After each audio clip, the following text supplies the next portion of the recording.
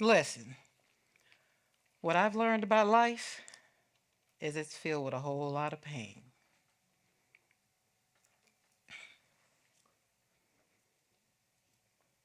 It's filled with love, a lot of laughter, but a lot of tears. December the 17th, 1982. I gave birth to a beautiful baby girl, 6 pounds, 12 ounces. She was beautiful. But it was more than I bargained for as a teen mom. How many of you know at 14, making life choices for not only yourself, oh, by the way, you wasn't making life choices for yourself, your parents was, right? August the 6th, 1984, I gave birth to another beautiful baby girl, 9 pounds, 13 ounces, right? She looked up at me with great admiration, as though I was perfect, as though I could do no wrong. So as a teen mom, now 16, with two, trying to decide what was life going to be like for not only myself, like what college am I going to go to? That wasn't for me now. I had to take care of not one, but two. Had to make choices for two and myself. Life as a teen mom was not glamorous. Wasn't gorgeous. I didn't get a reality show. You have to think about it. What are you going to do? The future of not one, but two little girls are based on your choices in life, right? So, fast forward. I'm now married, mother of three, and expecting a new one, right? Life wasn't terrible, but it wasn't that thing that you dream about as a little girl. You know, you dream, you have those dreams, and you dream about the wedding dress, you dream about the fabulous husband. Some of us, he has six figures, he's fine. You want healthy children, you want beautiful children, you want successful children. All of that, right? That's what we do. But that wasn't how it was coming for me. It wasn't the Cosby Show, but we were happy. It was good. I was okay. But on August the 24th, 2019, it was one of those days that kind of makes you want to sit back and think, right? You think about it and you say, what is life going to serve me up today? What's life going to be like today? You got a husband, now married, right? Got husband, three kids, one on the way, right? So let's kind of pause that little video right there. And we're going to enter another one. December the 17th, 1990. I gave birth after 18 hours of agonizing pain, but no drugs, to my first son, 8 pounds. He was everything that everybody wanted because I already had three girls, and everybody was like, okay, we want a boy. So we got the boy. Here's the boy. What are you going to do with him? So now we got three kids. Now we got four kids, but we got this boy. Okay, we're happy now. We're good. We're moving forward, right? So you move on. Life is great. But check this out. If y'all paid attention, I had two babies on December the 17th. 8 years and 8 minutes apart, right? Christmas in our house was amazing. We celebrated everything that went on in our house, pretty much went on around those kids' birthday. Because December the 17th, December the 25th, we had to choose. Like, okay, hey, we're going to give them a birthday gift. We're going to just buy all the Christmas gifts. And, okay, they're going to put this one over here and give them to them for the birthday. Y'all know how it is. If you got Christmas babies, you understand, right? You understand how that works. And as a mother, those kind of things that we did kind of made it fun. But decorating the Christmas tree, centered around their birthday, we made a tradition. We'll go get a live Christmas tree for their birthday, right? It was the thing to do, to be inclusive of everything, right? So we did all of that, and now we have the children, everybody helping each other grow. My children are my world, y'all. Anybody that knows me knows that I will go to bat and I might go to jail for my children.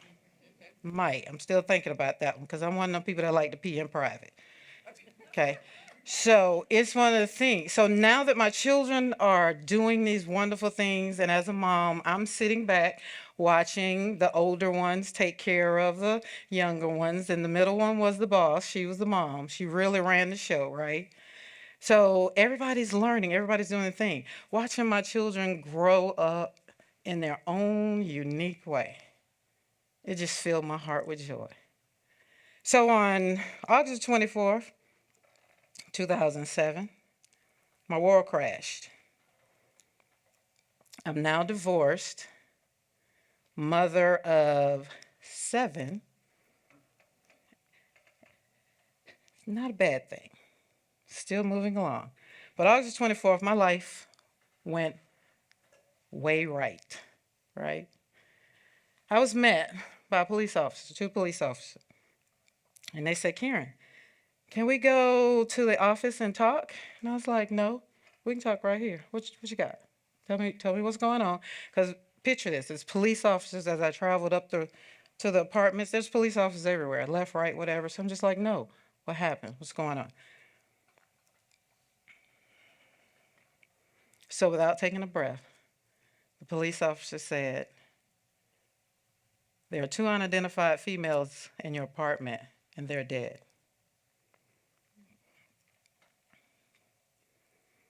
I fainted. And when I woke up, I looked around, I thought, oh, that was just a dream. But no, this was now my reality. You see, my daughter decided that life wasn't worth living. So my daughter did what you call murder-suicide. So life for me as a mother, I didn't know where I was going from here. Because why? My children were my world. My children are my life. And my oldest daughter had decided that she didn't want to do it anymore. A week before life had happened, some things were going on. The year before, we had lost a lot. She didn't want to do it. She wrote me a 3-page letter. So there's no questions in my mind as to why. She just didn't want to do it anymore. She was tired. She didn't want to hurt. She didn't want to live with the pain. So then I was like, in my own mind, was like, oh, okay, I can live with the pain. But she said she didn't want to. Fast forward, start trying to pick up the pieces. Because as a mother, what do you do?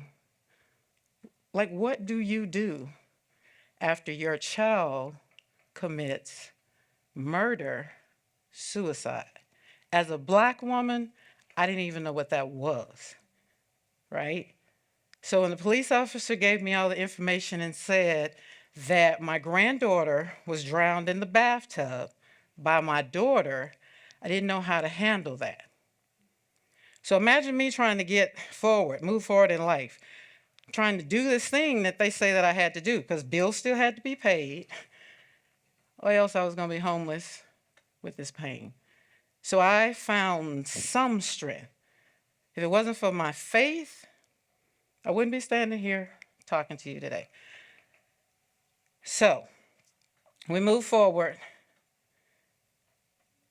found a glimpse of life, got remarried, traveled, moved overseas, shopped in Paris, walked the streets of Rome, skied in the Alps, would go to my son's college football, because he was in college now, so he was playing football. So I could see the light.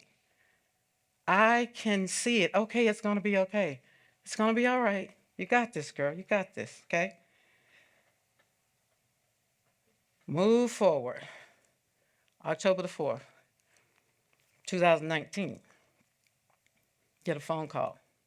It's the phone call none of you in this room wants to get. I promise you. No one wants to get this phone call. 11 o'clock at night. It's about 11:30. On the other end, the person said, they say that he's dead. Who? They say Joshua's dead. He was killed at his apartments tonight.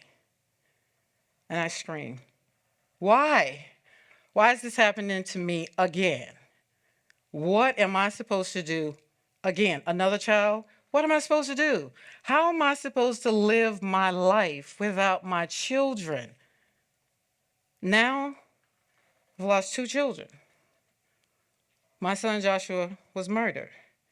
And I had to get up and do this thing called life again. But y'all know what? I got up. I started doing this thing called life. And what I want you to know today is if I can get up, you can get up. Okay? I want you to know that you can rediscover, renew, and reclaim your joy. I did. I'm doing it. I'm living this life. I'm a living witness that through the pain, through hemorrhaging tears, some days I still hemorrhage tears. Driving in Dallas, I got in the bed and cried like a baby. It's one of the things. It's a part of who I am. For you, you can do whatever it is that's bothering you, whatever is plaguing you in life. You can rediscover, renew, and reclaim your joy. Now, what does that mean? In rediscovering who I was, because remember, I'm a mother of 7. All I knew was being a mother. I'm a mother. That's what I knew, being a mother. So how to do that? I can tell you how to do that. I wrote some books on how to do that too, right?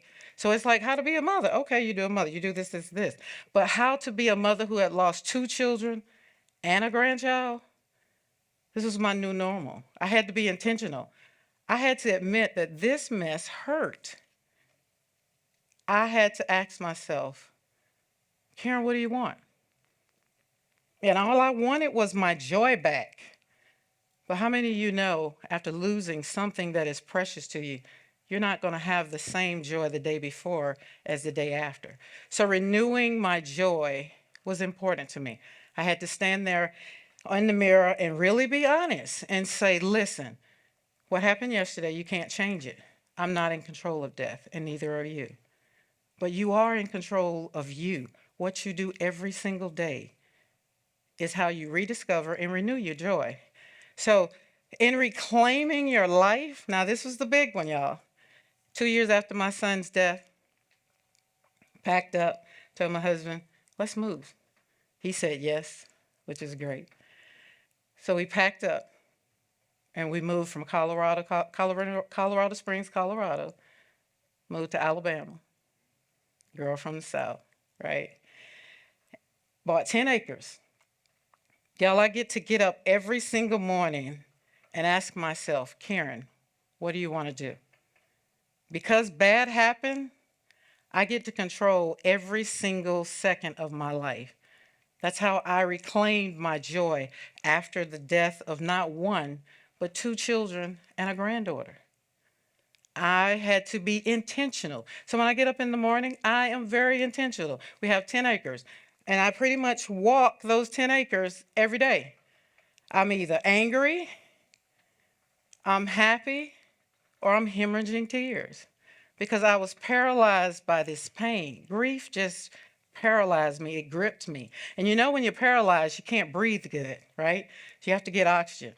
So on those 10 acres that I walk every morning with my 5 Rottweilers, I get to rediscover who I am every single day.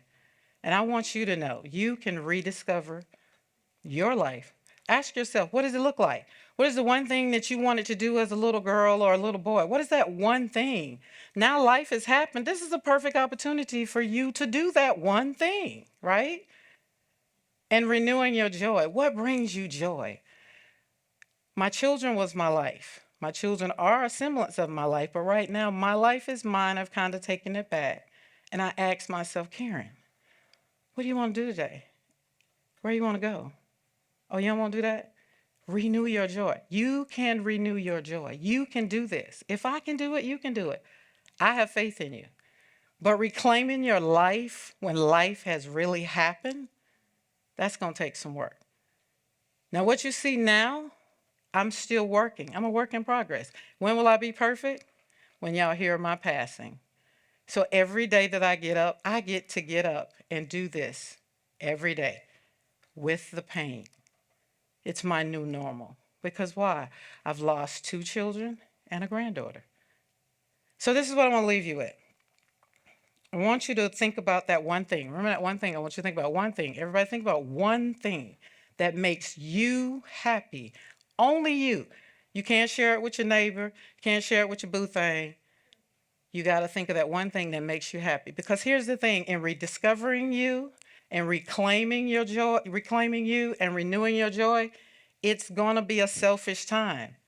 It's going to take you saying no to the people. It's going to take you asking the question, what am I going to do to get me on some resemblance of normal? Because as I was hemorrhaging tears, and some days still hemorrhage tears, I still have to ask myself these very same questions. Be intentional with it, right? Don't think about it. Don't overthink it. Just take that one thing. But you got that one thing. Everybody had time now. You got that one thing in your mind, that one thing. You got that one thing that makes you happy. My one thing is a massage. I go get a massage. My husband can't even drive with me no more to get a massage because it's my thing.